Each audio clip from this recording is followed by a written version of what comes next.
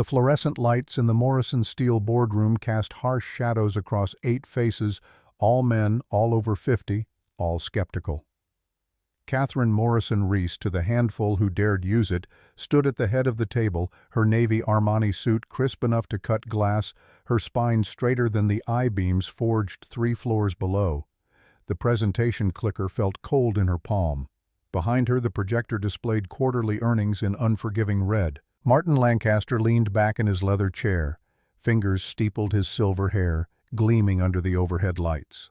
20 years at Morrison Steel had taught him exactly when to strike. His voice carried the weight of manufactured concern. The numbers don't lie, Reese. Third quarter loss of $8.2 million. Fourth quarter projections worse. We're hemorrhaging cash. The spreadsheet on screen told a story Martin had been carefully crafting for 18 months. Equipment failures up 40%. Maintenance costs spiraling. Production delays costing contracts. Every data point a nail in the coffin of a company that had stood for 80 years. Reese's jaw tightened. Temporary setbacks. The Navy contract bid will take 6 months minimum to finalize. Martin slid a bound proposal across the mahogany table. Titan Industries has made a formal offer, $800 million, 40% above current market valuation. They'll retain 70% of the workforce, honor existing pensions. Douglas Hendricks, the board chairman and her father's oldest friend, lifted the document with age-spotted hands. His silence spoke volumes. 30%. Reese's voice cut through the room like forged steel. You just said they'll retain 70%, which means 200 workers lose everything. 200 families. Men who've given decades to this company. Martin's smile never reached his eyes. Reese, I understand this is emotional for you. George built something remarkable, but sentiment doesn't pay bills. Your father would want us to make the smart business decision. The invocation of her father's name landed like a physical blow. George Morrison had been dead 3 years, his heart giving out at his desk, still reviewing production schedules at 71. The office still smelled faintly of his cigars, though Reese had never smoked. My father built this company on the backs of skilled workers, not corporate raiders looking to strip assets. Her voice remained level, professional, even as fury coiled in her chest. I won't sell. Not to Titan, not to anyone. Then you're letting emotion cloud judgment. Martin stood, buttoning his suit jacket. Gentlemen, I move we table this discussion for 2 weeks. Give our CEO time to review the offer rationally. The vote was unanimous. Reese gathered her materials, each movement precise, controlled. Only when the boardroom door clicked shut behind her did she allow her hands to shake. 15 miles across Pittsburgh, in the heart of Morrison Steel's main production facility, Brennan Sullivan didn't have time for trembling hands. The hydraulic press, 50 tons of unforgiving steel and pressure, had stopped mid-cycle 4 hours ago. The Kellerman contract required 1,200 custom I-beams by Friday. It was Wednesday afternoon. Pressure valves shot. Tommy Rizzo, 20 years younger and half as experienced, wiped grease from his hands. We need a new one. 3-day shipping minimum. Brennan lay on his back beneath the machine work light clenched between his teeth, studying the failed component. Sweat soaked through his denim shirt despite the November chill that crept through the facility's high windows. Above him, the press loomed like a sleeping giant capable of crushing a man to nothing in less than a second. We don't have 3 days. His voice echoed in the confined space. We have 36 hours before Kellerman pulls the contract and Morrison loses $2.3 million. Frank Russo appeared at the edge of his Vision steel-toed boots, planted wide arms crossed over a chest that had been lifting steel since before Brennan was born. 62 years old, 40 of them at Morrison, foreman of the fabrication division, and the closest thing to a father figure Brennan had known since his own dad passed. Sullivan, you planning to rebuild that valve from scratch? Frank's voice carried Brooklyn edges worn smooth by decades in Pittsburgh. Because unless you got a miracle in your toolbox, we're looking at shutdown. Brennan rolled out from under the press, stood stretched muscles tight from 4 hours of diagnostic work. His coveralls bore the stains of a dozen different jobs, his hands the scars of twice as many. At 35, he'd been working with his hands since he could hold a wrench. Boeing had wanted those hands once, had paid him 6 figures to design aircraft components in climate-controlled offices. That life belonged to someone else now, someone who still had a wife waiting at home. Valve seats cracked, not the valve itself. He pulled a notepad from his pocket, sketched quickly. If I machine a new seat from the spare parts inventory, reinforce it with a custom gasket, recalibrate the pressure sensors, we can have her running by midnight. Tommy whistled low. That's not standard procedure. Engineering would never approve. Engineering isn't here. Brennan checked his watch. 3:15.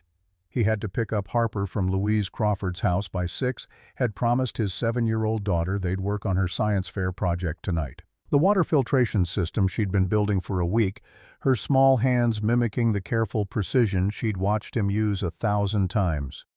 Frank, I need authorization to pull from parts inventory, and I need Tommy on overtime to help with the rebuild. Frank studied him for a long moment, eyes that had seen 3 generations of Morrison ownership weighing risk against necessity. Finally he nodded. Your neck if it fails. It won't fail. The words carried the quiet certainty of a man who knew machines better than he knew people, who could diagnose a problem by the pitch of a failing bearing, who had learned through 12 years of hands-on work that engineering degrees meant nothing compared to understanding how metal moved, how pressure distributed, how tolerances shifted under heat and stress. By 5:30, Brennan had the replacement seat machined and fitted. By 5:45, his phone buzzed with a text from Louise Harper, fed and happy, take your time. By 6, he was elbow-deep in hydraulic fluid, Tommy feeding him tools, Frank supervising with the practiced eye of a man who'd seen too many shortcuts end in disaster. They didn't hear the footsteps on the production floor, didn't register the click of heels on concrete until a voice, crisp, feminine, edged with authority, cut through the mechanical symphony of the facility. What's the status on the Kellerman order? Brennan froze, torque wrench halfway through tightening a critical bolt. He knew that voice, had heard it 2 months ago in a conference room dismissing his preventive maintenance proposal with the casual cruelty of someone who'd never had grease under her fingernails. Ma'am, we're in the middle of... Frank started. I asked about the Kellerman order. Reese Morrison stood 10 feet away, tablet in hand. Her suit jacket gone, but her spine still rigid, her dark hair pulled back in a style that screamed expensive salon. The board wants an update. I need numbers. Brennan didn't look up, didn't stop working. The bolt required exactly 18 foot-pounds of torque. No more, no less.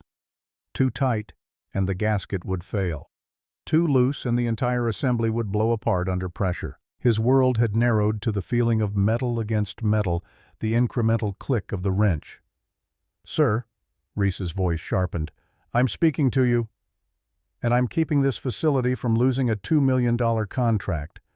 Brennan finished the torque sequence, set the wrench down with deliberate care, finally looked up.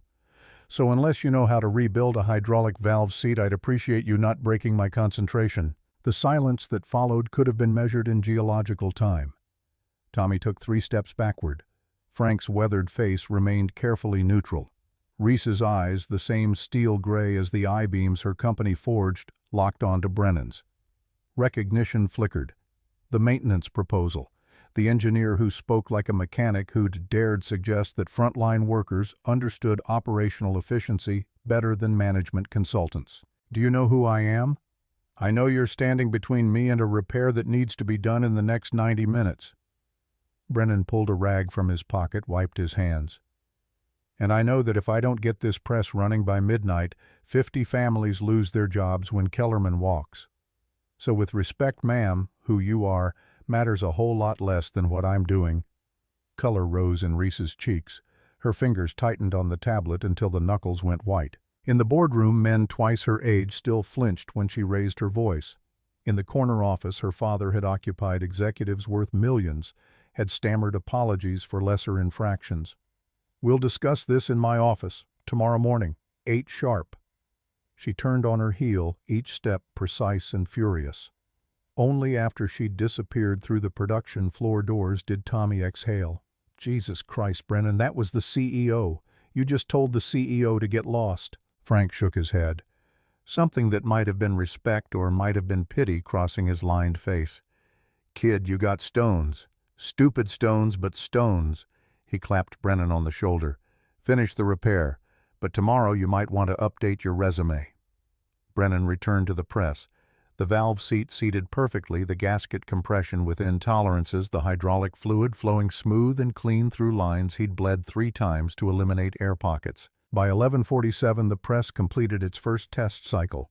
By midnight, Tommy was running the first I-beam for the Kellerman order. Brennan drove home through empty Pittsburgh streets, his truck's heater fighting the November cold, his mind already shifting gears to Harper.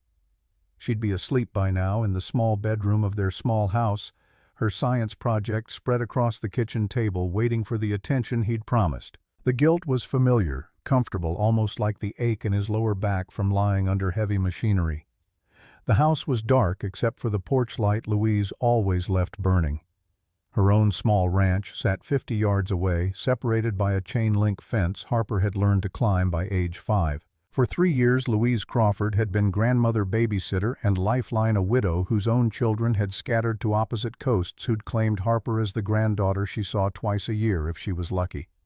Brennan found Harper asleep on the couch, covered with the Afghan Sarah had crocheted 6 months before the accident, before the drunk driver, before single fatherhood became the defining feature of his existence. Louise sat in the recliner reading glasses perched on her nose, a paperback Western novel in her lap.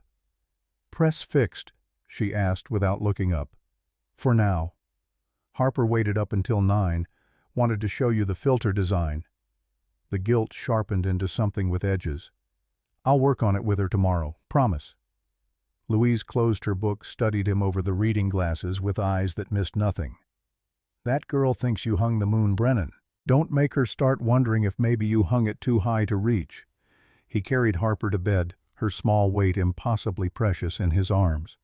7 years old, dark curls like her mother, stubborn chin like her father, brilliant mind entirely her own.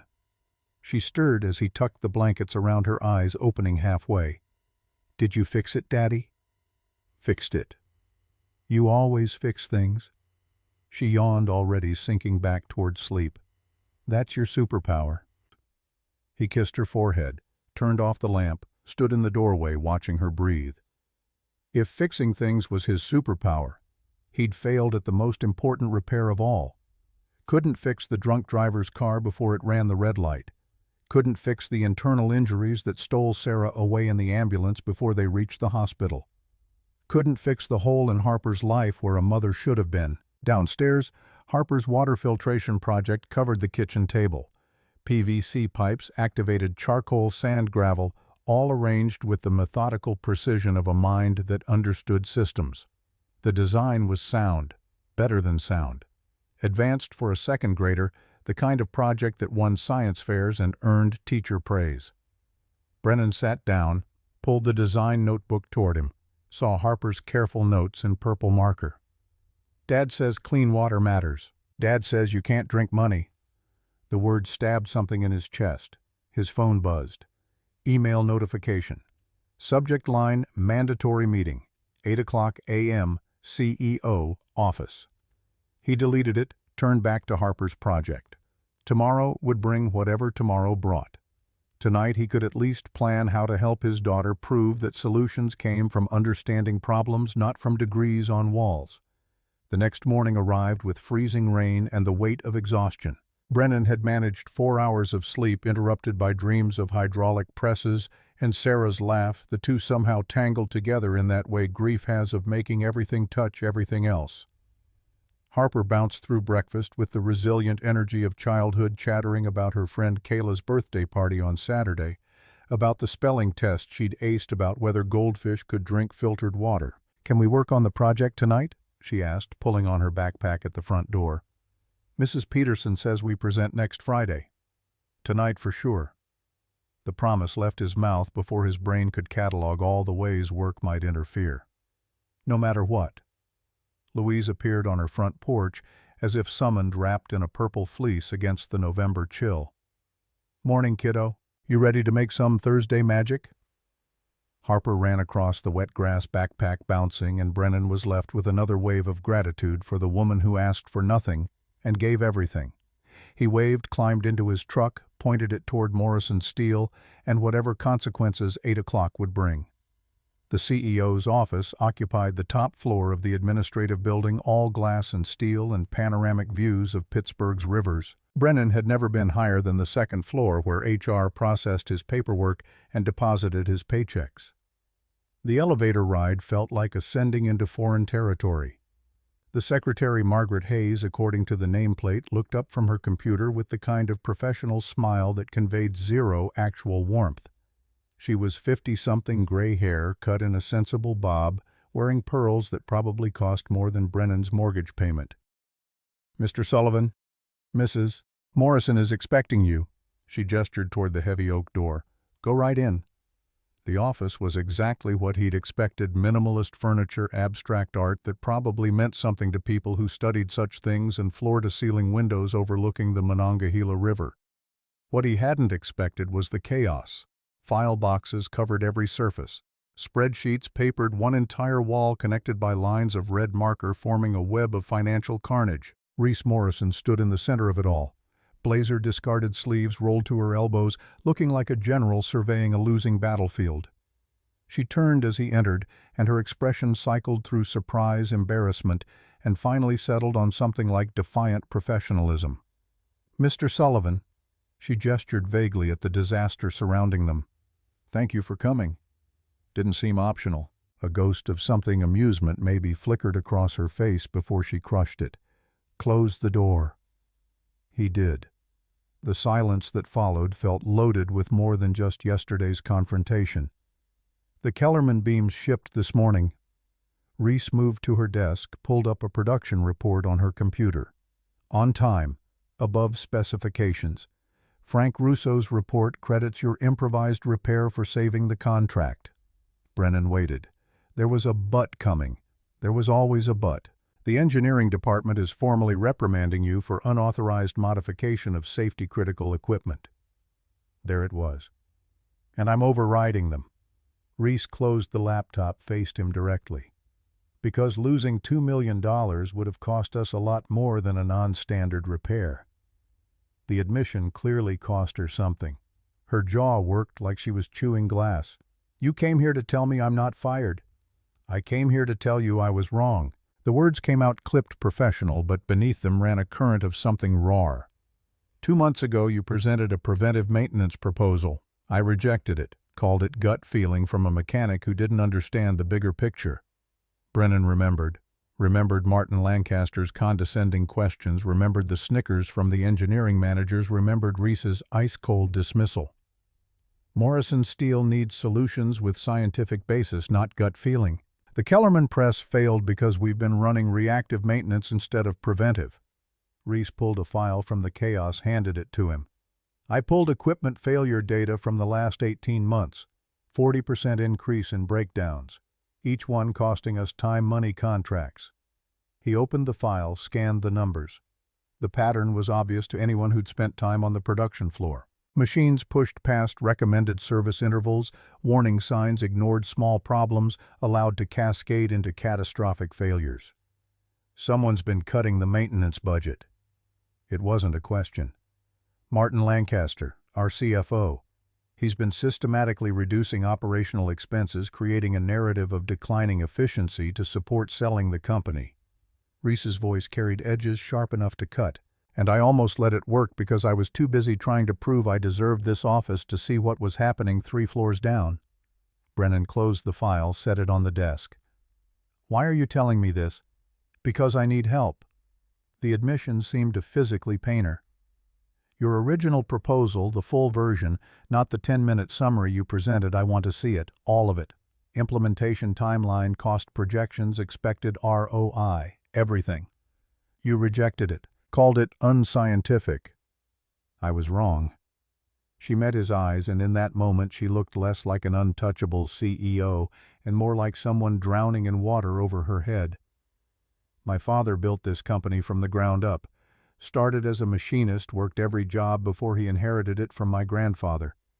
He understood the production floor in a way I never have, and I'm watching everything he built circle the drain because I was too proud to listen to the people who actually do the work. The honesty landed like a punch. Brennan had spent 2 months nursing anger at her dismissal, had painted her in his mind as the kind of executive who saw workers as line items on spreadsheets. But the woman in front of him now looked nothing like that. She looked tired, scared, desperate. "The full proposal is at home. I can bring it tomorrow." "I need it today." Reese checked her watch. "The board meets again in 2 weeks. If I'm going to fight Martin's sale, I need ammunition. Real solutions, not promises." Brennan thought of Harper, of his promise to work on her project tonight without fail. Thought of Louise, who'd already given so much. Thought of the 50 families who'd lose everything if Morrison Steel went under. "I'll bring it at 6, after I spend time with my daughter."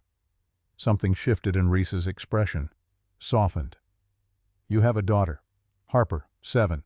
She's building a water filtration system for her science fair." He didn't know why he added that detail, but it felt important. "I promised her tonight. I don't break promises to her."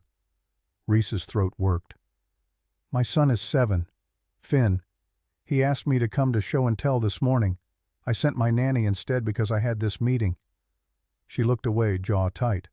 "I break promises to him constantly." The revelation sat between them like a living thing. 2 single parents, 2 7-year-olds, 2 different worlds connected by guilt and duty and the impossible mathematics of work-life balance. 6 o'clock then. Reese's professional mask reasserted itself. "Bring the proposal.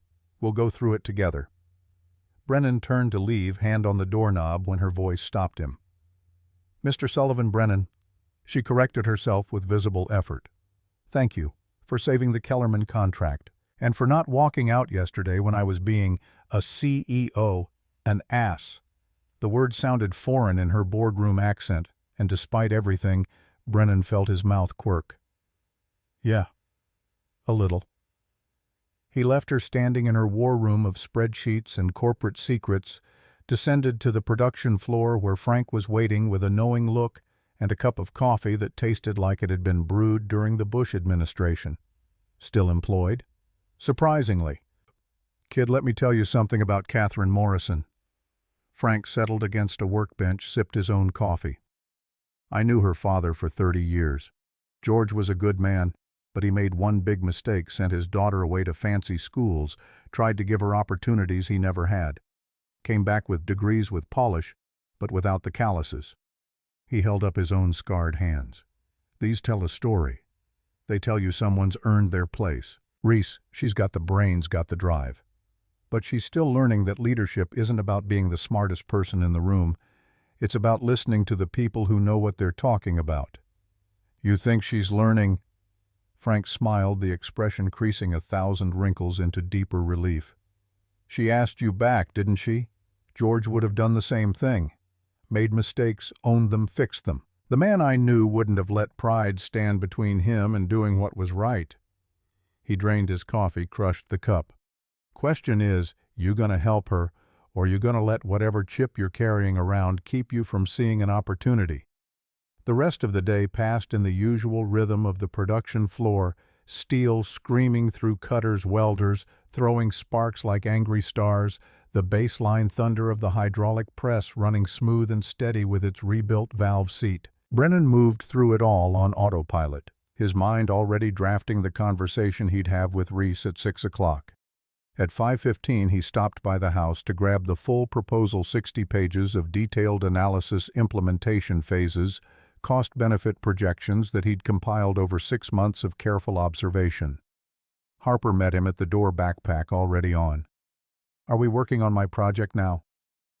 "Soon, sweetheart. I have to drop something off at work first." Her face fell with the particular devastation only a 7-year-old can achieve. "You promised. And I'm keeping that promise. 1 hour, maybe less. Then we'll work until bedtime if we have to." He crouched down, met her eyes. Sarah's eyes, dark and expressive. "Has your dad ever broken a promise to you?" She considered this with a child's careful honesty. "No. Not starting today. Louise appeared from the kitchen, wiping her hands on a dish towel. "Go on, Brennan. Harper and I will start measuring the filter components. Get the prep work done." The gratitude he felt was too large for words.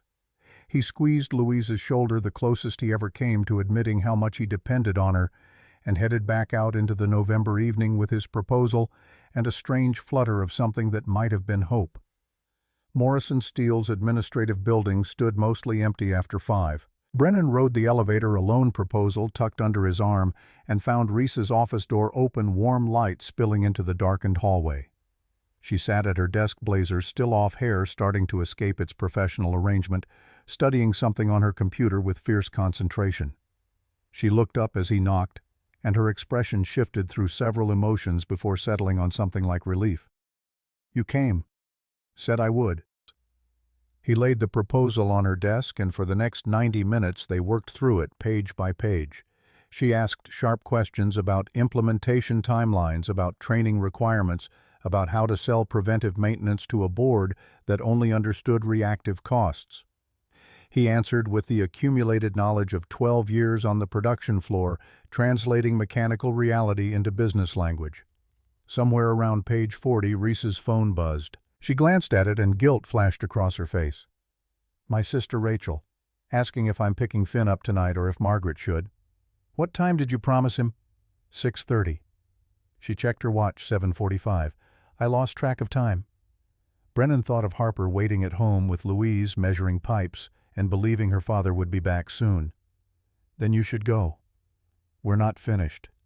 We can finish tomorrow. Your kid's waiting." Something in her face crumbled and rebuilt in the span of a breath. How do you do it? Balance the job and the single-parent thing without constantly failing at one or both? I don't. The admission came easier than expected. I just try to fail at the job more than I fail at being a dad. Reese closed the proposal, stood, grabbed her blazer from the chair back. "Tomorrow then, same time. After I spend time with Harper." They walked to the elevator together, the building silent around them except for the distant hum of the production floor that never fully slept. As the elevator descended, Reese spoke into the comfortable quiet. "Thank you, Brennan, for this." She gestured with the proposal. "For giving me a chance to prove I can do better than I did 2 months ago." The elevator doors opened on the first floor. Outside, freezing rain had turned to wet snow, Pittsburgh winter announcing its arrival with typical subtlety. They stood in the lobby watching the weather through glass doors, and Brennan realized something had shifted. The CEO and the mechanic had found common ground in proposals and broken promises in children waiting at home and the impossible mathematics of doing enough. "My father used to say something." Reese's reflection in the glass door looked younger, more uncertain. "Title doesn't make the leader, character does." Brennan recognized the words from his conversation with Frank, wondered if the old foreman had been spreading wisdom in multiple directions. "Your father was right." "I hope so." She pulled her coat tighter. "Because I'm about to bet everything that a mechanic with character knows more about running this company than a CFO with an MBA. They stepped into the November night snow, already covering the parking lot in a thin white shroud. Reese walked to her Lexus, Brennan to his truck, and neither of them knew that the storm approaching would make tonight's weather look like a gentle blessing. The pilot program launched on a Tuesday morning with the kind of institutional resistance that could crush lesser initiatives. Brennan stood in the engineering department conference room facing 8 skeptical faces, 6 engineers with graduate degrees, 2 production supervisors who'd climbed through the ranks, all of them wondering why a mechanic was suddenly calling shots on operational procedure. Preventive maintenance sounds great in theory. Chad Winters, lead mechanical engineer, barely glanced up from his laptop.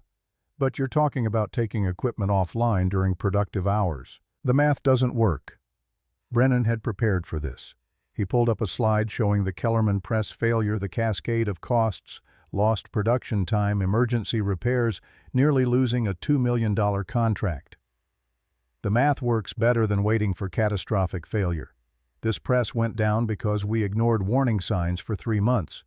Bearing noise, temperature fluctuations, pressure, inconsistencies, all documented in maintenance logs nobody read. Hindsight analysis. Chad leaned back, arms crossed. You can't predict every failure. No, but I can predict the ones that follow patterns. And patterns are what preventive maintenance catches. Brennan advanced to the next slide, his proposed schedule for production line 3, the test case Reese had approved. 2 hours of scheduled maintenance per week, rotating equipment, so we never take the whole line down. We monitor, we adjust, we catch problems before they cascade. The presentation lasted 40 minutes. Questions ranged from genuinely curious to deliberately hostile, and by the end Brennan felt like he'd defended a doctoral thesis to a committee that had already decided to fail him.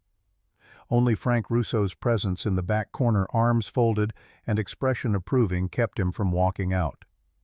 After the engineers filed out, Frank approached with 2 cups of vending machine coffee. That went better than I expected. They hated it. They hated that it came from you instead of one of them. Frank handed over the coffee, which somehow tasted worse than usual. Give it time. Results speak louder than degrees. Time proved Frank right. Within 3 weeks, Line 3's downtime dropped by 32%. Minor issues caught early, a worn belt here, a misaligned sensor there, prevented the kind of cascading failures that had plagued other production areas. The engineers stopped openly scoffing. Chad Winters actually asked Brennan's opinion on a bearing replacement schedule, though he phrased it like he was doing Brennan a favor. Reese tracked the results with the intensity of someone who'd bet her career on a mechanic's hunch.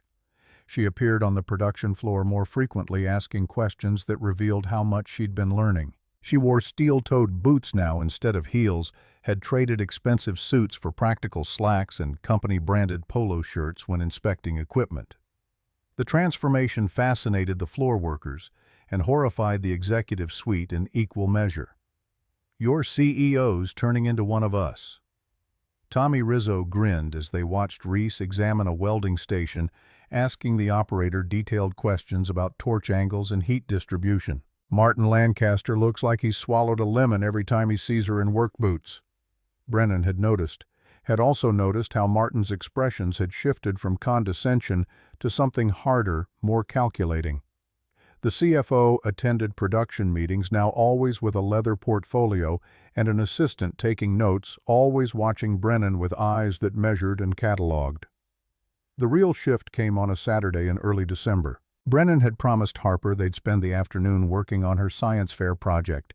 The water filtration system was nearly complete, just needed final assembly and testing. He was measuring PVC lengths in the kitchen when his phone rang. Reese's number. I know it's the weekend. Her voice carried background noise traffic wind, the urban symphony of Pittsburgh streets. But Finn and I are stuck. Car died near the Strip District. AAA says 2 hours minimum. Brennan glanced at Harper, who was carefully arranging gravel layers in the filter column, her tongue poking out in concentration. Where exactly are you? 20 minutes later, he pulled up to find Reese and a small boy standing beside a dead Lexus SUV, both looking miserable in the December cold. Finn Morrison was a thin kid with his mother's dark hair and serious eyes, currently red from either cold or tears or both. He watched Brennan's truck approach with the wariness of a child who'd learned not to trust adult promises. This is embarrassing. Reese hugged herself against the wind. I should have just waited for the tow truck. Pop the hood. Brennan grabbed his toolbox from the truck bed, aware of Harper pressing her face against the back window, equally curious about the stranded boy. The problem revealed itself quickly. Corroded battery terminals, a connection loose enough to prevent starting but tight enough to fool a casual inspection. Brennan cleaned the corrosion with a wire brush, tightened the connections, and had the engine running in under 10 minutes. Finn's eyes widened. You fixed it that fast? Wasn't really broken, just needed attention. Brennan closed the hood, wiped his hands on a shop rag. Your battery's getting old, though. Might want to replace it before real winter hits. Reese's relief was palpable. Thank you. I don't know what let me pay you for your time. You already pay me. Brennan glanced at his truck where Harper had rolled down the window. But if you really want to say thanks, my daughter's been working on a science project for weeks. She could use someone to show it off to besides me and Louise. The invitation surprised him as much as it surprised Reese. But something about the way Finn was looking at Harper, curious, hopeful, desperate for something that looked like normal childhood interaction, made the words feel right. "We don't want to intrude on your Saturday." "Dad, is that lady your boss?" Harper called from the truck. Brennan nodded. "This is Mrs. Morrison and her son Finn." "Cool. Want to see my water filter? It's going to win the science fair." Harper's confidence was absolute endearing, and Brennan watched Finn's wariness crack under the assault of her enthusiasm. They ended up in Brennan's kitchen, both kids leaning over the filter system, while Harper explained activated charcoal and particle filtration with the authority of someone who'd absorbed every word her father had taught her. Finn listened with rapt attention, asking questions that revealed a quick mind hungry for engagement. Reese stood in the doorway, clearly uncomfortable in the modest surroundings, but unable to stop watching her son laugh at something Harper said. Brennan started coffee more to give his hands something to do than because either of them needed caffeine. "He doesn't usually open up like this." Reese accepted the mug, wrapped both hands around it. "At school, teachers say he's too quiet, doesn't make friends easily. Harper doesn't give people a choice about being friends." Brennan watched his daughter demonstrate the filter's operation. Dirty water going in one end, clean water emerging from the other, both kids cheering like she'd performed magic. She decided Louise was her grandmother 3 weeks after we moved in. Poor woman never had a chance. Louise. Our neighbor. Widow, no family nearby. She's watched Harper after school since my wife passed. Reese's expression shifted, softened. "I didn't know you were widowed. I'm sorry." 3 years ago. Drunk driver ran a red light. The words came easier now than they had in the beginning, though the hole Sarah's absence left never fully closed. Harper was 4, young enough that some days I don't think she remembers what it was like to have 2 parents. They watched the children in silence for a moment. 2 single parents navigating the impossible alone, suddenly less alone in each other's understanding. Finn's father left when he was 4. Reese's voice went flat professional, the tone she probably used in depositions and board meetings. "Robert said he couldn't handle the pressure of being married to someone more successful than him, that I cared more about Morrison Steel than about family." She paused, studying her coffee like it held answers. Maybe he was right. "You're here now." Brennan gestured toward Finn, who was helping Harper test the filter with increasingly dirty water samples. "That counts." "Does it?" "I missed his show and tell on Thursday. Again, I've missed the last 4. Reese's jaw tightened. "My nanny Margaret knows his teachers better than I do. She's the one who goes to parent conferences, school events. I just sign the checks and tell myself providing for him is the same as being there for him." Brennan recognized the rationalization. Had made similar ones during his Boeing years when Sarah was still alive, and he'd worked 60-hour weeks chasing promotions that seemed important at the time. "My dad used to say something when I was a kid working in his garage. You can't give what you don't have." He meant time, attention, presence, the things money doesn't buy. But money buys stability, security, opportunities. Reese set down her coffee, crossed her arms. "If I step back from Morrison Steel, if I let work slide to spend more time with Finn, 200 families lose their jobs. How do I choose my son over their children?" "Who says you have to choose?" The question hung between them, challenging. "That's what the maintenance program's about. Efficiency, getting better results in less time by working smarter. Maybe the same principle applies to more than just machines." Harper appeared at Brennan's elbow, tugging his shirt. "Dad, can Finn stay for dinner? Please. We want to build a second filter together." 2 pairs of eyes, one 7-year-old hopeful. One 7-year-old cautiously optimistic stared up at the adults. Brennan looked at Reese, who was clearly calculating dinner plans, nanny schedules, the optics of her CEO self having dinner at an employee's house. "We're just having spaghetti, nothing fancy." "Can we, Mom?" Finn's voice was small but urgent. "Please." Reese looked at her son, at the first genuine excitement she'd seen in his face in months, and something in her calculation shifted. If it's really not too much trouble. Dinner was chaos in the best way. Harper commandeered Finn as sous chef, both kids arguing good-naturedly about the proper sauce-to-pasta ratio. Louise appeared uninvited with garlic bread and homemade cookies, took one look at Reese Morrison sitting at Brennan's kitchen table, and raised an eyebrow so eloquently that Brennan felt his neck heat. Louise Crawford. She extended a hand to Reese, the unofficial grandmother next door. Catherine Morrison. Reese. The correction came naturally. Thank you for the bread. You didn't have to. Honey, I've been feeding this household for 3 years. One more mouth is barely noticeable. Louise settled into a chair like she owned the place, which in some ways she did. Harper tells me you run the steel company. Must be interesting work. Most days it feels like trying to bail out a sinking ship with a teaspoon. Louise laughed, sharp and genuine. I was married to a steel worker for 42 years. My Tom used to say the same thing about management: good intentions, wrong tools. She caught Brennan's eye. Though I'm guessing you're working on getting better tools. The conversation flowed easier after that.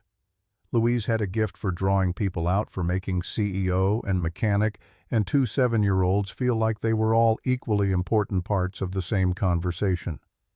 By the time they sat down to eat, Reese had relaxed enough to laugh at Harper's story about the time Brennan had accidentally glued his hand to a wrench. He had to go to work wearing the wrench like a really weird bracelet. Harper demonstrated miming confusion. Everyone thought it was a new tool or something. It was super glue. Brennan defended himself to general laughter. And I got it off eventually. After 3 days, Louise stage whispered to Reese. The man's brilliant with machines but cannot read warning labels to save his life. Finn giggled, actually giggled, and Reese's expression did something complicated. Joy and grief tangled together, the sound of her son's unguarded happiness revealing how rare such moments had become. After dinner, the kids returned to the filter project while the adults cleaned up. Louise excused herself with obvious calculation, leaving Brennan and Reese alone with soapy water and comfortable silence. Thank you for this. Reese dried a plate with mechanical precision. I can't remember the last time Finn looked this happy. Harper either. She's been asking about friends her age since we moved here. Brennan handed her another plate. Louise is great, but she's not exactly playground material. I heard that. Louise called from the living room where she'd settled with a magazine. Reese smiled. Actually smiled, and the expression transformed her face from boardroom ice to something warm and accessible. Could they do this again? Not the emergency rescue part? Just maybe Harper could come over sometime, or Finn could come here. Like a play date. I've never actually arranged one. The admission came with embarrassment. Margaret usually handles Finn's social calendar, which sounds terrible when I say it out loud. Next Saturday. Brennan made the offer before overthinking it. There's a maker fair at the Science Museum. Harper's been begging to go. Might be fun for both kids. The Science Museum. Reese repeated it like testing foreign words. Yes, that sounds yes, I'd like that. They exchanged numbers, made tentative plans, and when Reese finally gathered Finn to leave, the boy hugged Harper goodbye with the fierce intensity of someone who'd found something precious and didn't want to let go. Harper extracted a promise that they'd build filters together again soon, and Finn nodded seriously, sealing the pact with a 7-year-old's absolute commitment. After they left, Louise cornered Brennan in the kitchen. That woman's falling for you. She's my boss. She's a person, a lonely person who just spent 3 hours in your kitchen looking more relaxed than she probably has in years. Louise poked him in the chest. And you're falling for her too, whether you want to admit it or not. I'm not, she's Harper's friend's mom. Keep telling yourself that, honey. Louise headed for the door, paused. But remember something. Sarah would want you to be happy. She'd want Harper to have more than just you and me in her corner. Sometimes the universe gives us second chances. Question is whether we're brave enough to take them. The Science Museum trip happened the following Saturday, and it set a pattern that repeated through December and into January. Sometimes it was museums, sometimes the library, once a bowling alley where both kids demonstrated spectacular incompetence but laughed so hard they could barely stand.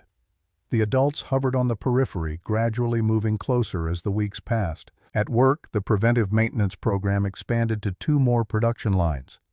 Downtime across the facility dropped by 28%. Emergency repairs fell by 43%.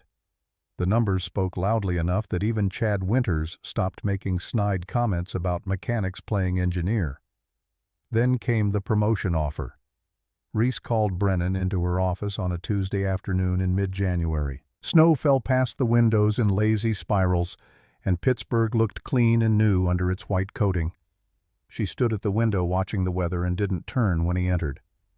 "I'm creating a new position, Director of Operations Excellence. It would oversee preventive maintenance process improvement workforce development. Report directly to me." Brennan absorbed this, recognizing the opportunity and the complication in equal measure. "That's an executive position." "Yes, I'm a mechanic." "You're a systems thinker who understands this company better than most of the people with offices on this floor." Reese finally turned, and her expression was vulnerable in ways she never allowed in board meetings. "I need someone I can trust in that role. Someone who cares about Morrison Steel as a company, not just as a line on their resume. The board will question it. Martin will use it against you." "Let him." Her voice carried steel. "I'm tired of making decisions based on what Martin thinks. My father used to say something title doesn't make the leader, character does. You have character, Brennan. That's worth more than an MBA." The offer sat between them heavy with implications. Taking it would mean longer hours at least initially. Would mean stepping fully into Reese's world of spreadsheets and strategy sessions. Would mean changing the careful balance he'd built around Harper's needs. "I have to think about it." "Of course." Reese returned to her desk, pulled out a formal offer letter. "Take a week. Talk to Harper. Talk to Louise. Make sure it's right for your family." That evening, Harper listened to his explanation of the job offer with the serious consideration she brought to all important matters. They sat at the kitchen table, her filter project finally complete, and awaiting the science fair next Friday. "Would you have to work more?" "At first, probably. But the whole point of the job is to make things run smoother. Eventually, it should mean more time, not less." Harper chewed her lip, a gesture so perfectly Sarah that Brennan's chest ached. "Would you still come to my science fair?" "Nothing on earth could keep me away." "Then you should do it." She returned to her homework with the matter settled. "Mom always said you were too smart to be just fixing things. You should be teaching people how not to break them." The wisdom landed with surprising force. Sarah had said exactly that back when Boeing was courting him, when he'd been torn between the prestige of aircraft engineering and the hands-on satisfaction of mechanical work. She'd always seen him more clearly than he saw himself. He accepted the position the next morning. The announcement went out company-wide by afternoon, and by evening, the first cracks in Morrison Steel's fragile peace began to show. Martin Lancaster requested a private meeting with Brennan 2 days later. His office sat directly below Reese's, decorated in dark wood and leather designed to intimidate. Martin sat behind his desk like a judge preparing to deliver sentence. "Congratulations on your promotion." The words carried no warmth. Quite a rise for someone who was changing oil filters 6 months ago. "I appreciate the vote of confidence." "Did I offer confidence?"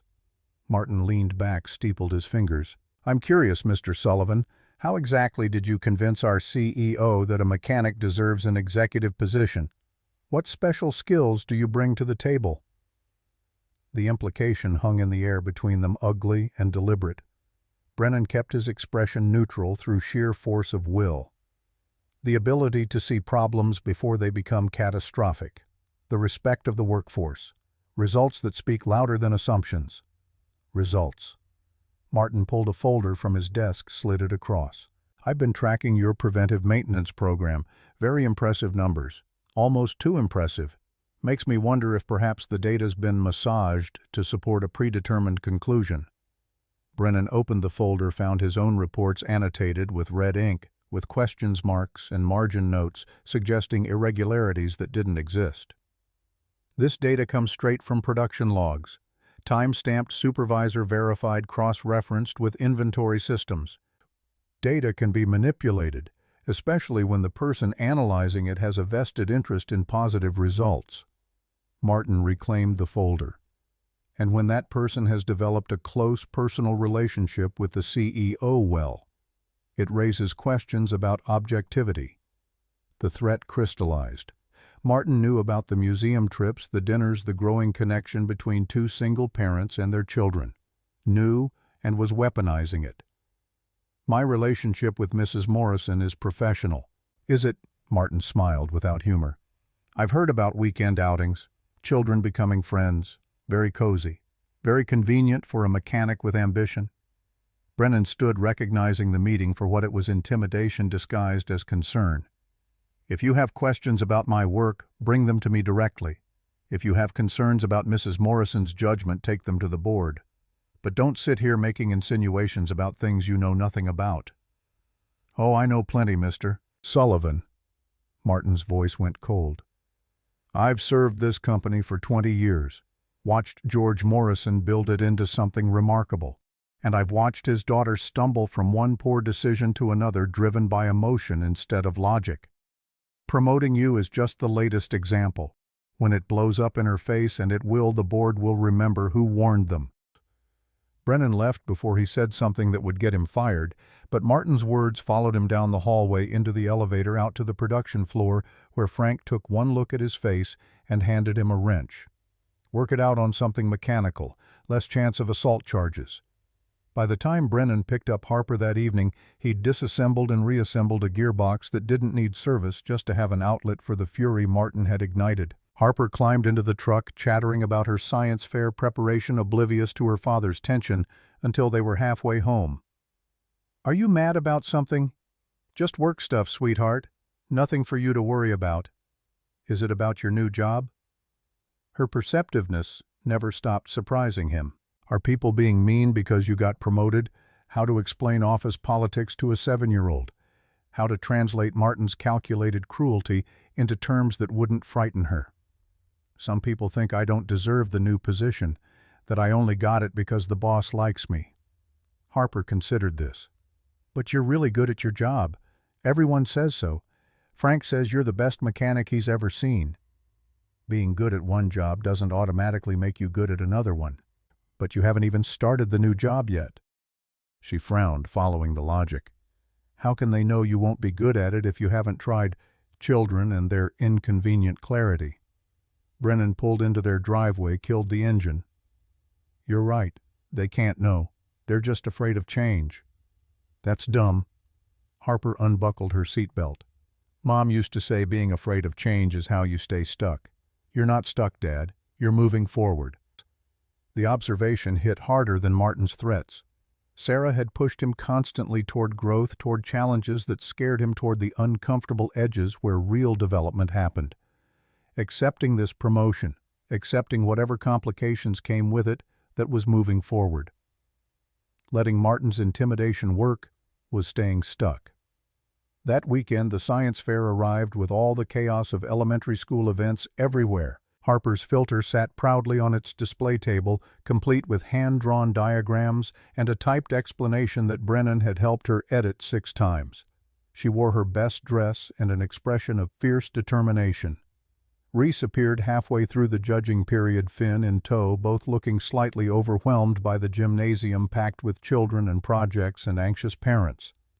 She found Brennan near the refreshment table, poured herself weak coffee from an industrial dispenser. I made it. She sounded surprised by her own success. I actually cleared my calendar and made it. Harper will be thrilled. Brennan watched his daughter explaining her filter to a judge, using technical terms with confidence. She's been asking if you were coming. Where is O? Reese spotted Finn, who'd gravitated to Harper's table without prompting. The two kids stood together while Harper demonstrated the filtration process. Finn nodding along like they'd rehearsed this presentation together. They watched the children in comfortable silence, two parents who'd somehow found themselves orbiting each other's lives, gravity pulling them closer, despite the professional complications. Martin knows about the museum trips. Brennan kept his voice low. He called me into his office, made implications about our relationship affecting your judgment. Reese's expression went carefully blank. What kind of implications? The kind meant to suggest I'm using you to advance my career. that you're letting personal feelings compromise professional decisions. Color rose in her cheeks. Anger or embarrassment or both. He has no right. He's positioning himself, building a narrative for the board. Brennan watched Harper win third place, her face glowing with pride. Question is, what do we do about it? Reese was quiet for a long moment, studying her son, who was clapping enthusiastically for Harper's success. I don't want to stop this. The kids, I mean. They're good for each other. Finn's happier than I've seen him since Robert left. Harper, too. But Martin will use it. Twist it into something inappropriate. Her jaw set. He's trying to force me to choose between doing what's right for the company and what's right for my son. Between your promotion and our friendship. Maybe we do need to step back. The words hurt to say. Until after the board reviews the maintenance program results. Give Martin less ammunition. No. The response was immediate, fierce. I've spent 3 years letting fear dictate my decisions. Fear of failing my father's legacy. Fear of proving Robert right about my priorities. Fear of the board's judgment. I'm done being afraid. She turned to face him fully, and her eyes carried something that looked like hope wrapped in determination. The maintenance program works. Your promotion is justified. Our children being friends is normal and healthy, and none of Martin Lancaster's business. If he wants to make an issue of it, let him. I'll fight him on facts and results, not by hiding or backing down. Brennan felt something shift in his chest, recognizing the courage it took for her to draw that line. You're sure? I'm terrified. She smiled without humor. But being terrified and doing it anyway, that's what my father would have called character. Harper ran over bronze medal bouncing on her chest, Finn trailing behind. Dad, did you see third place in Mr. Henderson said my filtration rate was higher than any other project. I'm so proud of you, sweetheart. Can Finn come celebrate, please? We want to go to the ice cream place. Both kids looked up with identical hopeful expressions, and Brennan glanced at Reese, who nodded. Ice cream sounds perfect. They piled into Brennan's truck, Harper and Finn in back. Reese in the passenger seat, looking slightly uncomfortable in the older vehicle, but game to pretend this was normal. The ice cream shop was crowded with other science fair families, sugar and celebration filling the air with tangible joy. Somewhere between Harper's chocolate explosion sundae and Finn's more modest vanilla cone, Reese's phone rang. She glanced at the screen and her expression went carefully neutral. I need to take this. It's my sister Rachel. She stepped outside, and through the window Brennan watched her pace, watched her expression cycle through concern and frustration. When she returned, something had shifted. Rachel's flight got delayed. She was supposed to watch Finn tonight while I attend a board dinner. Reese looked at her son, clearly calculating. I'll have to cancel. We can watch him. The offer came from Harper, who'd been eavesdropping with the shamelessness of childhood. Right, Dad, Finn can come to our house. We'll build another filter. Finn's eyes went wide with hope. Reese looked torn between logistics and desire. I can't ask you to. You're not asking. We're offering. Brennan kept his voice casual, giving her the out if she needed it. Harper's right. They can work on a project. I'll feed them something that passes for dinner. You can pick him up after your meeting. Reese's throat worked. Are you sure? Positive. That evening unfolded with the chaotic ease that characterized Harper's approach to everything. She and Finn built not one but 3 filter prototypes, argued cheerfully about gravel sizes, and covered Brennan's kitchen table in a layer of activated charcoal dust that would probably never fully clean. Louise appeared with cookies and knowing looks, stayed long enough to ensure Brennan wasn't drowning in childcare, then vanished back to her own house.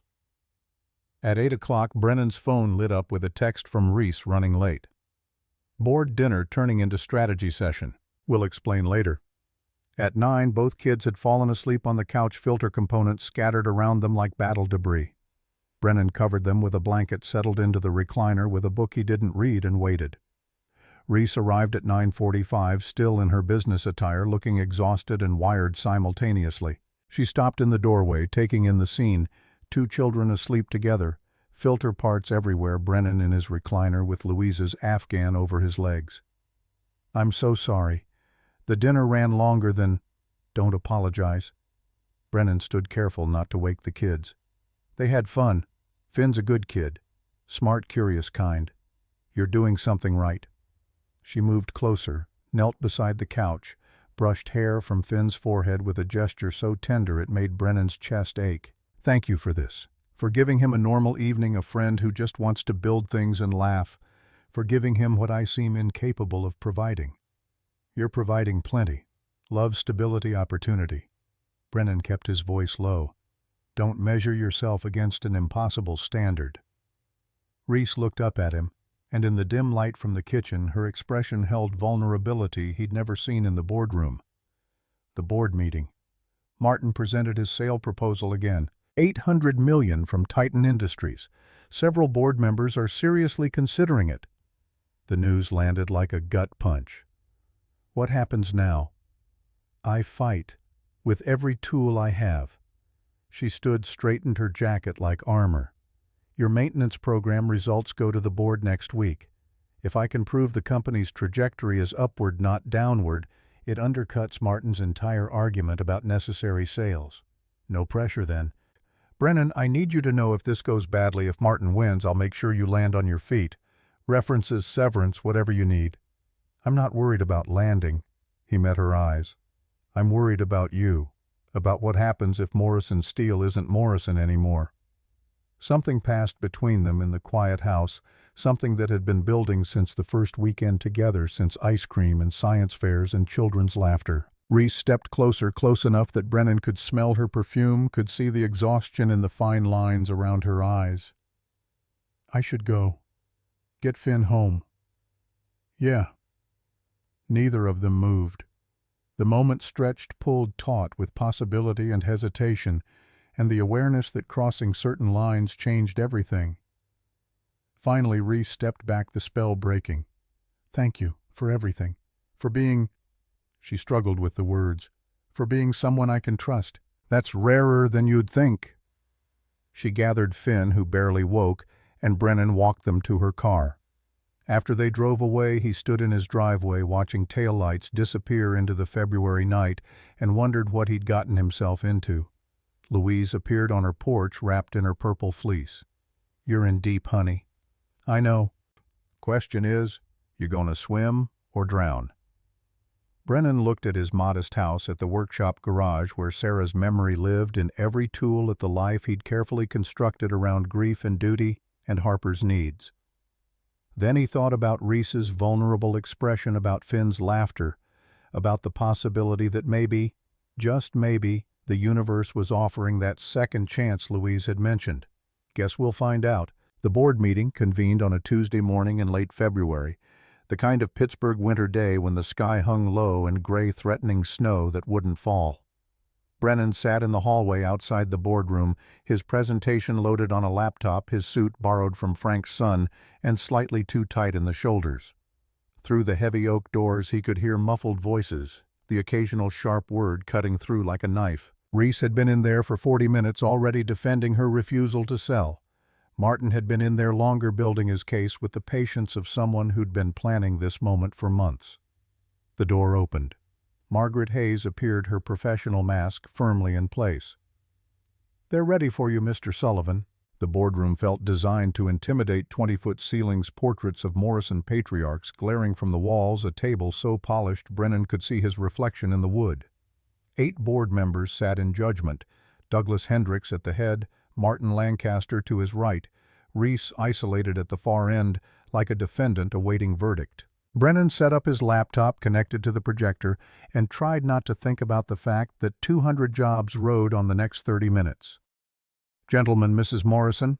He pulled up the first slide, 6 months of data distilled into graphs and metrics. You asked for proof that preventive maintenance could transform Morrison Steel's operational efficiency. Here it is. The presentation walked through every metric Martin had questioned. Downtime reduction, 34% across all implemented lines. Emergency repair costs down 41%. Production consistency up 28%. employee satisfaction surveys showing improved morale, reduced turnover, workers who felt heard and valued instead of disposable. These are impressive numbers. Douglas Hendricks studied the graphs with the careful attention of someone who'd built his own fortune in manufacturing. But Mr. Lancaster has raised concerns about sustainability. Can you maintain these results long-term, or are we looking at short-term gains? The foundation is sustainable because it's based on listening to the people who actually do the work. Brennan advanced to a slide showing testimony from floor workers, supervisors, shift foremen. For years, maintenance crews have been reporting warning signs that got ignored. Bearing noise, temperature fluctuations, pressure inconsistencies. All documented, all dismissed as non-critical. We didn't invent new technology. We just started paying attention to the people who knew what they were talking about. Martin leaned forward, expression carefully sympathetic. Mr. Sullivan, no one questions your mechanical expertise, but operational strategy requires understanding market forces, competitive positioning, financial sustainability. These are concerns beyond the production floor. The dismissal was expertly delivered, painting Brennan as a well-meaning mechanic out of his depth. Several board members nodded and Brennan felt the room slipping away. You're right. He closed his laptop, decided to abandon the script. I don't have an MBA. I can't quote market theories or financial models. What I have is 12 years of watching this company bleed talent because people felt disposable. Watching machines fail because we prioritized quarterly earnings over long-term stability. Watching workers show up every day knowing their experience and knowledge meant nothing to the people making decisions. He turned to Martin. You want to sell Morrison Steel to Titan Industries for $800 million. Call it a smart financial move. But financial moves don't account for the guy who's worked here 30 years, who's put 3 kids through college on Morrison wages, who'll get a severance check and a handshake while his job gets shipped to a non-union facility in Tennessee. They don't account for the community that built itself around this company, the tax base that funds schools and hospitals, the identity of workers who take pride in what they build. Douglas Hendricks studied him with new interest. You're asking us to choose sentiment over fiduciary responsibility. I'm asking you to recognize that fiduciary responsibility includes preserving value, not just extracting it. Brennan gestured at the data on screen. These numbers prove Morrison Steel can thrive. We're more efficient now than we've been in 5 years. Orders are up, quality is up, costs are down. The company isn't dying, it was being starved. And the question you have to ask is why? Martin's expression went cold. That's a serious accusation. It's a serious question. Brennan pulled out a folder Frank had given him that morning, pages of maintenance budgets going back 3 years. These are budget allocations for preventive maintenance. 3 years ago, under George Morrison, we had 12 full-time maintenance engineers and a quarterly budget of $400,000. Last year, under Mr. Lancaster's financial oversight, we had 6 engineers and a budget of $200,000. He distributed copies around the table. Cut maintenance by half, equipment fails twice as often. Blame the failures on aging infrastructure and declining efficiency. Use the declining efficiency to justify selling the company. It's a perfect strategy if your goal is liquidation instead of sustainability. The room erupted. Martin stood, face flushed. That's slander. Those cuts were necessary cost-saving measures approved by this board. Approved based on your recommendations. Douglas flipped through the budget documents, his expression darkening. Martin, you presented these as operational optimization. You never mentioned we were gutting preventive maintenance. Because preventive maintenance is an expense, not a revenue generator. Martin fought to control his voice. I've served this company for 20 years. I knew George Morrison when Catherine was still in grade school. Everything I've done has been in Morrison Steel's best interest. Whose definition of best interest? Reese spoke for the first time, her voice carrying quiet steel. My father left journals, Martin. I've been reading them. He wrote about you 6 months before he died. Wrote that you'd been pressuring him to retire early to let you modernize the company. He said no because he knew modernize was code for strip and sell. She pulled out a leather-bound journal open to a marked page. I'll read you what he wrote. Martin came to me again today with Titan's preliminary offer. He doesn't understand that Morrison Steel isn't about profit margins, it's about legacy, about the workers, about community. I'm worried that when I'm gone, he'll dismantle everything I built. I need to make sure Catherine understands what this company really represents."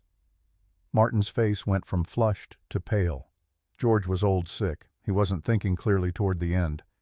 He was clear enough to document your meetings, your pressure tactics, your vision for the company. Reese stood, and every inch of her radiated controlled fury. "You've been positioning for this sale since before my father died, and when I took over you saw an opportunity, an inexperienced CEO, you could manipulate financial crises, you could manufacture a board, you could convince that selling was the only option." "This is conspiracy theory nonsense," Martin appealed to Douglas. "She's letting emotion cloud her judgment, just like I warned. Her relationship with Sullivan has clearly compromised her objectivity." "My relationship with Brennan is professional respect based on results." Reese's voice could have cut diamonds. "But you're right about one thing, I am emotional. I'm angry that you spent 20 years earning my father's trust just to betray everything he stood for. I'm furious that you've been systematically sabotaging this company to justify selling it. And I'm determined to make sure you don't succeed." Douglas held up a hand, silencing Martin's protest. "We'll take a 30-minute recess. Board members only in the conference room. Catherine, Martin, Mr. Sullivan, please wait." The next 30 minutes felt like hours. Brennan paced the hallway while Reese made phone calls in her office. Martin sat rigid in a leather chair staring at nothing, his carefully constructed narrative collapsing around him. When the board reconvened, Douglas Hendricks looked every one of his 75 years. "The board has reviewed the evidence presented. Martin, your financial management has been exemplary in many ways, but the patterns Mr. Sullivan identified are troubling. Combined with George's concerns documented in his journals, we have questions about whether operational decisions were made in the company's best interest or in service of a predetermined outcome." Martin's jaw worked. "You're taking the word of a mechanic and a grief-stricken daughter over 20 years of loyal service." "We're taking the word of documented evidence and measurable results." Douglas's voice carried finality. "The board votes 6-2 to retain Morrison Steel as an independent company. We're declining Titan's offer.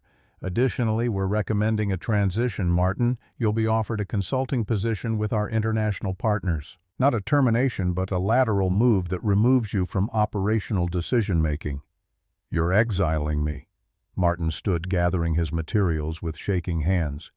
"Replacing 20 years of experience with a CEO who's been in the job less than 4 and a mechanic playing executive. This company will fail within 2 years. Then we'll fail on our own terms." Reese met his glare without flinching. "Building something worthwhile instead of cashing out. That's what my father would have chosen."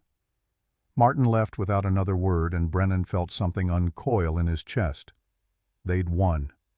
Morrison Steel would survive, would transform, would prove that workers and communities mattered as much as profit margins. Douglas approached Reese after the other board members filed out. "Your father would be proud, Catherine, not just for fighting for winning with integrity. That takes more courage than most people have." She nodded, unable to speak past the emotion clogging her throat. Alone in her office afterward, Reese leaned against the window, forehead pressed to the cold glass. Brennan stood uncertain in the doorway, unsure whether she needed space or company. "We did it." Her voice was hollow, exhausted. "Saved the company, removed. Martin validated everything we've been working toward, so why do I feel like I'm about to fall apart?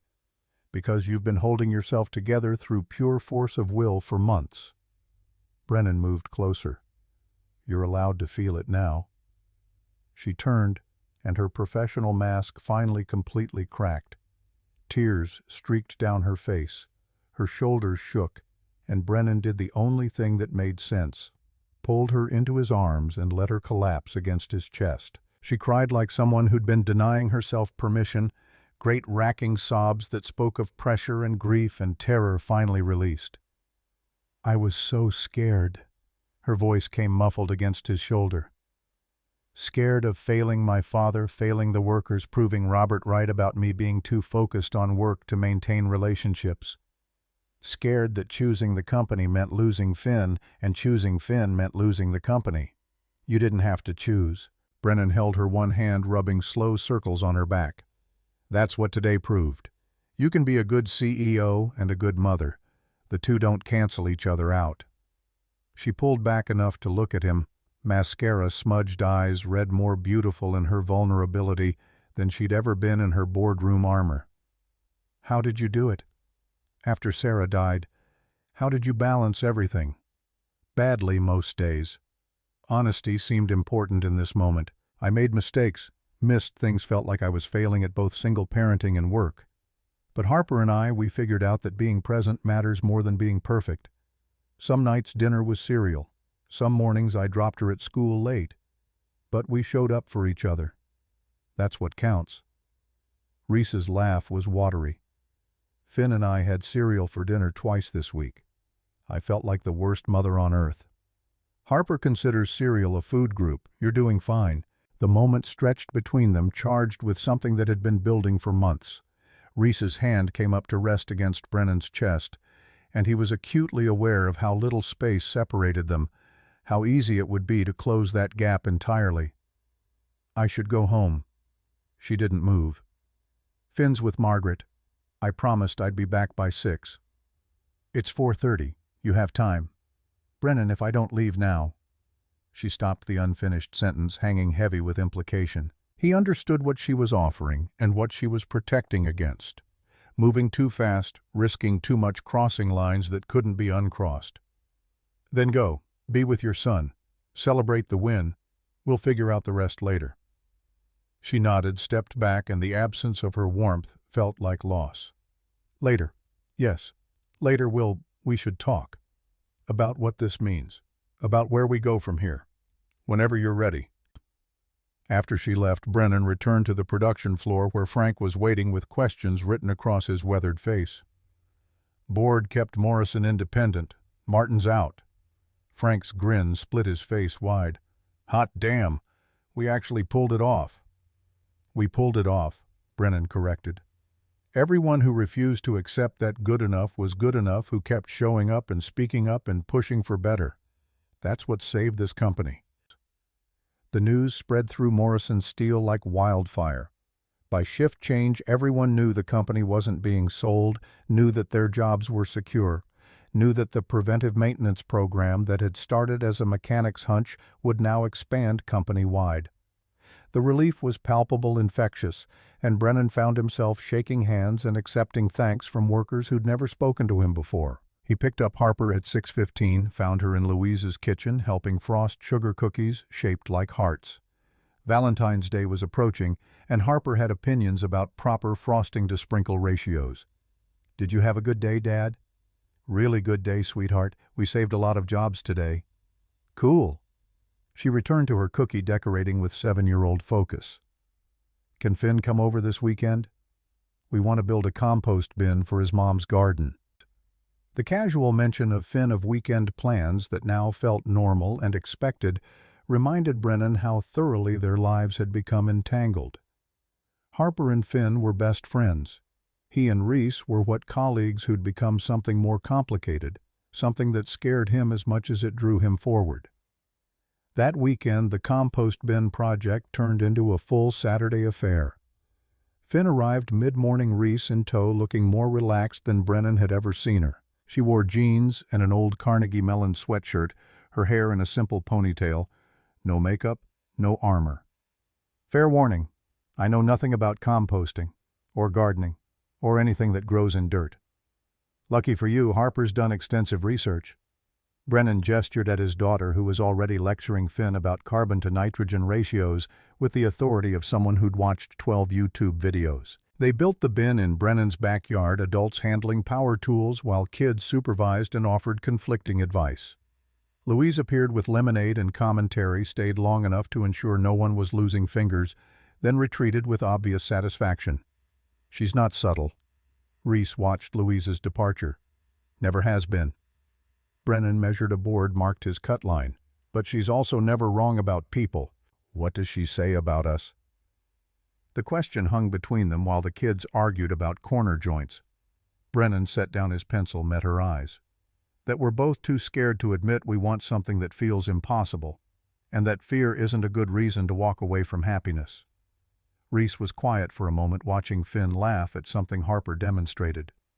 After Robert left, I promised myself I wouldn't risk relationships again. Wouldn't put Finn through the chaos of me dating someone, getting attached, having it fall apart.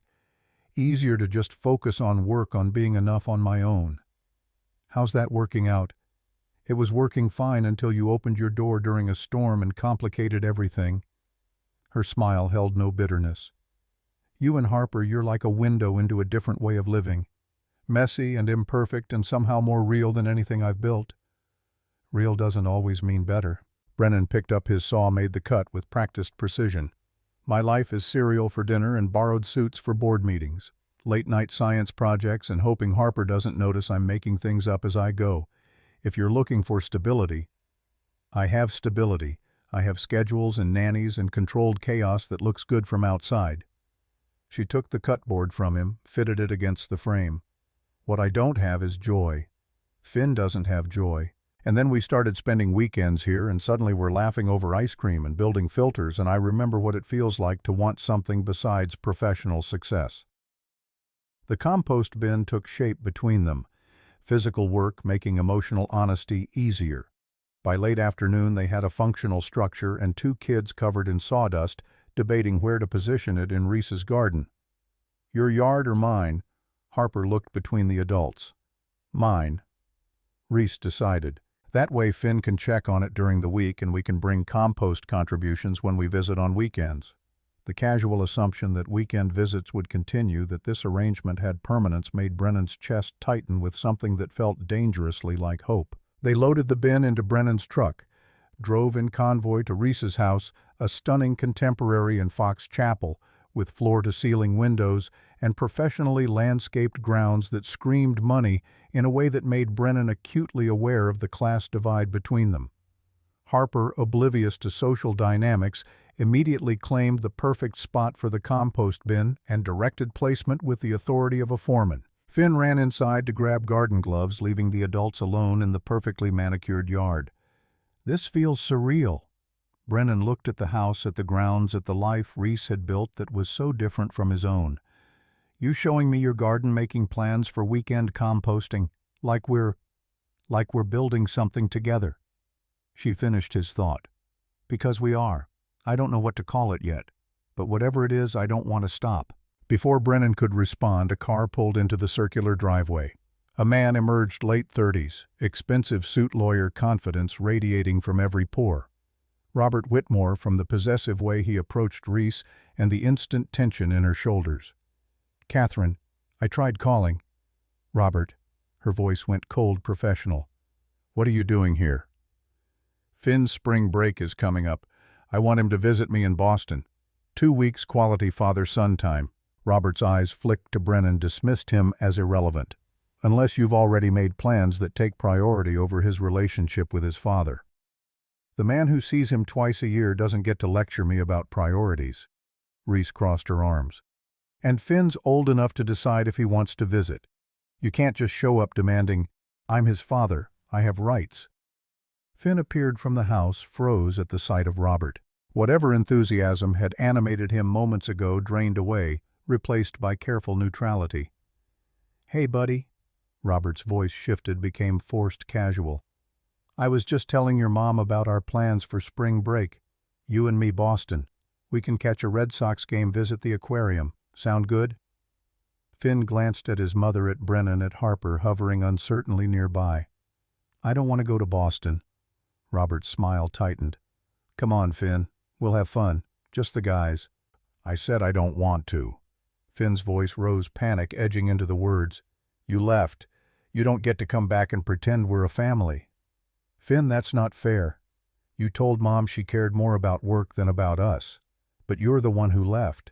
You're the one who doesn't call, who forgets my birthday, who promises to visit and then doesn't show up. Tears streaked down Finn's face. I don't want to go to Boston. I want to stay here with Mom and Harper and Brennan. They're my family now.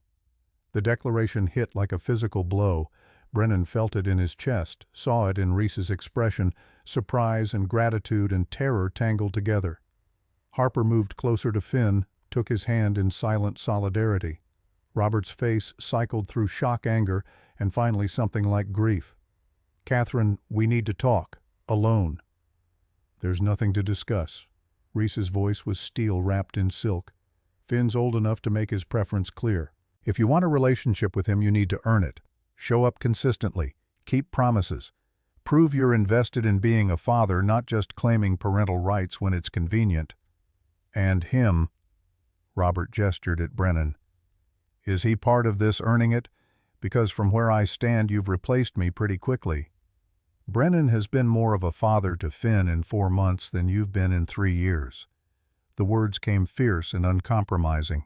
"He shows up. He keeps his promises. He treats my son like he matters.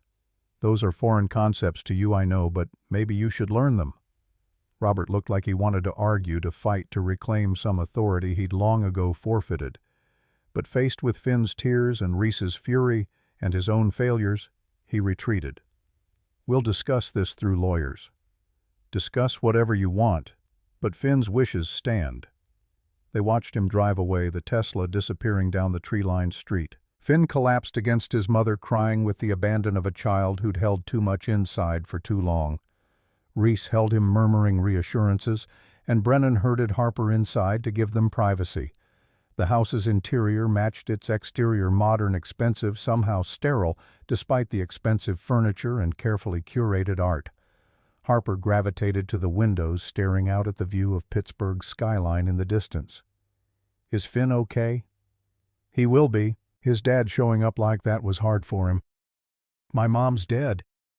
Harper's voice was matter-of-fact, the grief processed through years of therapy and Brennan's careful parenting.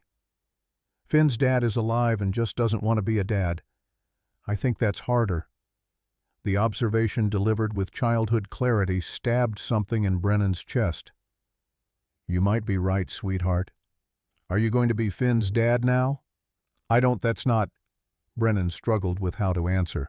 "Finn has a dad, even if that dad isn't doing a good job right now. But I can be his friend, someone who cares about him and shows up for him. Like you do for me. Exactly like I do for you." Harper nodded, satisfied with the answer, and went exploring. Brennan found Reese in the kitchen 20 minutes later, staring at nothing, Finn asleep on the couch in the adjacent room. He cried himself out. She looked exhausted, wrung dry. Didn't even make it to his bedroom. "Robert's an idiot. Robert's a lot of things, but he's also Finn's father, and I can't just erase that no matter how much I want to." She leaned against the counter. "What Finn said about you being his family that wasn't fair to you? You didn't sign up for..." "Stop." Brennan crossed the kitchen, stood close enough to feel her exhaustion radiating like heat. "Don't apologize for your son finding someone safe to trust. Don't minimize what we've all been building these past months." "What have we been building?" The question was raw, uncertain. "Because from where Robert stands, it looks like I've replaced him with you, and maybe he's not entirely wrong." "You didn't replace anything. You made space in your life for people who wanted to be there." Brennan reached out, tucked a strand of hair behind her ear. "I can't be Finn's father. Won't try to be. But I can be someone who shows up, who keeps promises, who treats him like he deserves. And if that makes Robert uncomfortable, maybe he should try being the father Finn needs instead of the obligation he resents." Reese's eyes filled with tears. "How are you so good at this? At knowing exactly what to say?" "I'm not. I'm making it up as I go, same as you." He cupped her face in his hands, thumbs brushing away tears. "But I know what it's like to love a kid who's lost a parent, to want them to have everything they deserve even when you can't provide it all yourself. And I know that Harper's happier since Finn came into her life. So if being there for your son means being there for you too, I'm okay with that." She kissed him. Not tentative or questioning, but with the certainty of someone who'd stopped fighting what she wanted. Brennan kissed her back, pouring months of careful distance and growing connection into the moment. When they finally pulled apart, both breathless, the world had shifted imperceptibly, but irrevocably. "I'm terrified." Her whisper was barely audible. Of this of us. Of what it means if we actually try. Me too. His honesty matched hers. But being terrified and doing it anyway, that's what your father would have called character, right? She laughed, actually laughed, and kissed him again. 3 months later, Morrison Steel's quarterly earnings report showed the strongest performance in 6 years. Production efficiency up across all metrics, employee retention at record highs, new contracts secured with major manufacturers impressed by quality and reliability. The board meeting reviewing the results felt celebratory rather than combative. Douglas Hendricks raised a glass of bourbon contraband in company meetings, but tradition demanded exceptions. To Catherine Morrison, who proved that listening to the people who do the work is better strategy than any consultant can provide. The toast was echoed around the table. Reese accepted the praise with grace, but her eyes found Brennan's across the room, and what passed between them had nothing to do with quarterly earnings. The success brought opportunities. Trade publications wanted interviews, industry conferences requested speakers, competitors circled, wondering how Morrison had reversed its decline. Reese handled the attention with practiced professionalism, always redirecting credit to the workforce, to the culture of continuous improvement, to the value of treating workers as partners rather than expenses. Brennan's role evolved from Director of Operations Excellence to something more advisory, a bridge between executive strategy and production reality. He spent mornings in meetings, afternoons on the floor, and every decision filtered through the lens of how it would affect the workers building what Morrison sold. The real change happened in quieter moments. Weekend mornings when all 4 of them, Brennan, Reese, Harper, Finn, gathered in someone's kitchen for pancakes and chaos. School events attended together. Brennan and Reese navigating the complicated dance of 2 single parents, becoming something more while protecting their children from adult complexity. Louise watched it all with the satisfaction of someone who'd predicted this outcome from the beginning. Told you the universe gives second chances to people brave enough to take them. On a Saturday in late May, Brennan invited Reese and Finn to his workshop. Harper had claimed the afternoon for a friend's birthday party, leaving him with rare free time and a project he'd been working on for weeks. The workshop smelled like motor oil and sawdust, familiar comfort that Reese had learned to associate with Brennan's careful attention to detail. He led them to the center of the space, pulled a tarp off something large and gleaming. A 1967 Mustang Boss 429 restored to pristine condition sat under fluorescent lights like a sculpture. Reese's breath caught. That's my father had one like this. Exact same year, same color. He sold it 15 years ago to fund an equipment upgrade. This is that car. Brennan handed her the keys, the title. I tracked it through 6 owners, bought it 3 months ago, spent every spare hour restoring it. Frank helped with the engine rebuild, Tommy with the bodywork. It's mechanically perfect, cosmetically pristine, and legally yours. She stared at the car at him, struggling to process the magnitude of what he'd done. Why would you? This must have cost... You told me you lost your connection to your father when he got too busy running the company. This was the last piece of him that wasn't about Morrison Steel, it was just about a man who loved working with his hands. Brennan opened the driver's door, gestured for her to sit. Thought maybe you'd like to have that back. Reese slid behind the wheel, hands trembling on the leather-wrapped steering wheel her father's hands had once gripped. The interior smelled like new leather and old memories. She started the engine, and the Boss 429's roar filled the workshop with American muscle and her father's ghost. Finn watched with wide eyes. Grandpa George built this, restored it. Reese's voice was thick with emotion. Took him 2 years working every weekend in a garage smaller than this one. He'd let me help, sometimes taught me how to change oil gap spark plugs, adjust carburetors. Said if I was going to run a manufacturing company someday, I needed to understand that everything worth building starts with someone's hands. She turned off the engine, sat in the sudden silence. Brennan, I can't accept this. It's too much, too expensive, It's a gift. He crouched beside the car, meeting her eyes. Not a transaction, not an obligation. Just something I wanted to do because you matter. Because Finn matters. Because watching you find your way back to who you are underneath the CEO armor has been... He struggled for words. It's been the most important thing I've done besides raising Harper. Reese kissed him, uncaring that Finn was watching with a 7-year-old's knowing grin. I love you. I'm terrified to say it, but I love you. I love you too. The admission felt like diving off a cliff into water he couldn't see. And I'm just as terrified, but I'm doing it anyway. Finn cleared his throat. Are you guys getting married? Both adults froze. We're not, Reese fumbled for age-appropriate answers. Because Harper said you probably would. She said her dad smiles different now and you laugh more, and when people love each other they usually get married. Unless they're dumb about it. Finn delivered this wisdom with absolute seriousness. Brennan laughed. Actually laughed and pulled the ring from his pocket.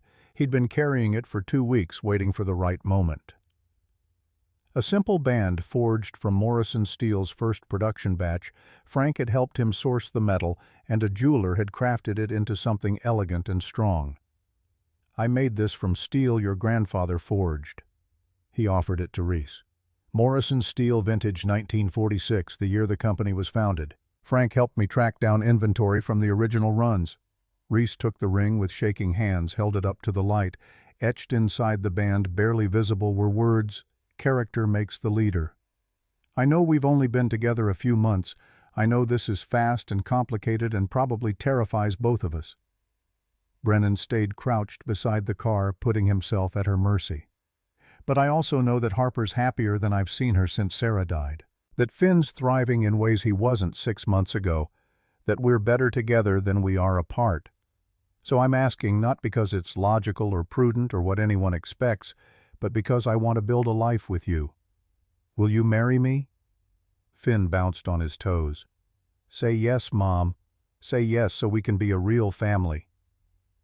Reese looked at her son, at the man offering her a future built on steel and trust, at the car that connected her to a father she'd lost too soon. Every rational part of her brain screamed caution: too fast, too risky, too many ways it could fail. But she'd spent years being rational, being careful, protecting herself and Finn from the chaos of hope. Yes, the word came out steady, sure. Yes, I'll marry you. Brennan slid the ring onto her finger, and Finn cheered with the uninhibited joy of childhood. They stood in the workshop surrounded by tools and machinery, and the Mustang that bridged past and present, and for the first time since Robert left. Reese let herself believe in second chances. The wedding happened 6 months later in the most appropriate venue. Either could imagine Morrison Steel's production floor cleared and decorated. 200 workers and families gathered to witness the CEO and the mechanic make official what everyone had known for months. Frank Russo officiated, ordained online specifically for the occasion, his weathered face splitting with joy. Harper served as flower girl, scattering rose petals with the same enthusiasm she brought to everything. Finn carried the rings with solemn concentration, determined to execute his role perfectly. Louise Crawford wept openly in the front row, vindicated in her certainty that the universe knew what it was doing. Douglas Hendricks attended along with the entire board, and the sight of executives mingling with welders and maintenance crews felt like the fulfillment of George Morrison's original vision. A company where everyone's contribution mattered, where walls between management and labor existed only on organizational charts, not in respect and recognition.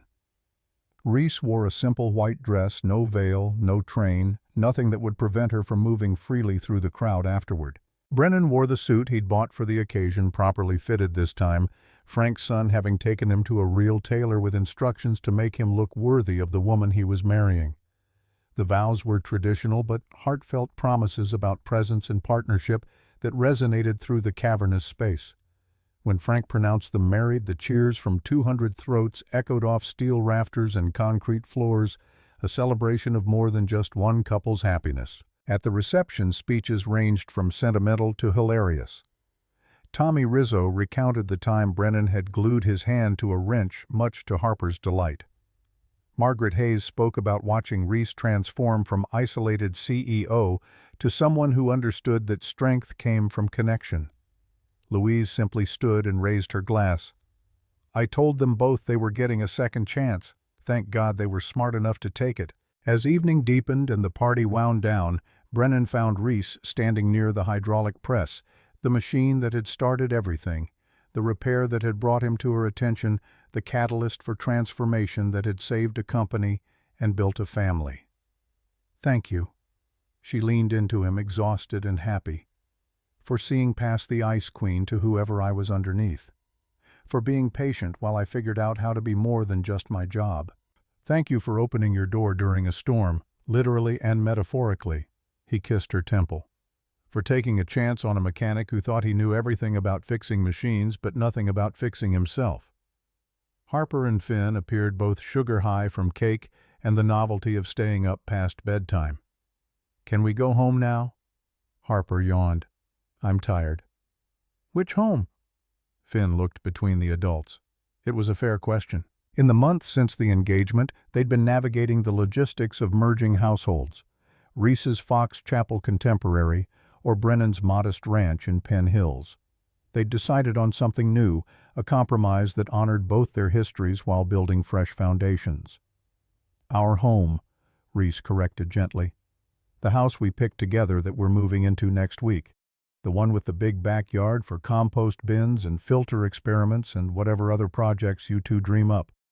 And the garage for the Mustang," Brennan added. "And the garage for the Mustang." She smiled. "Can't forget the important things."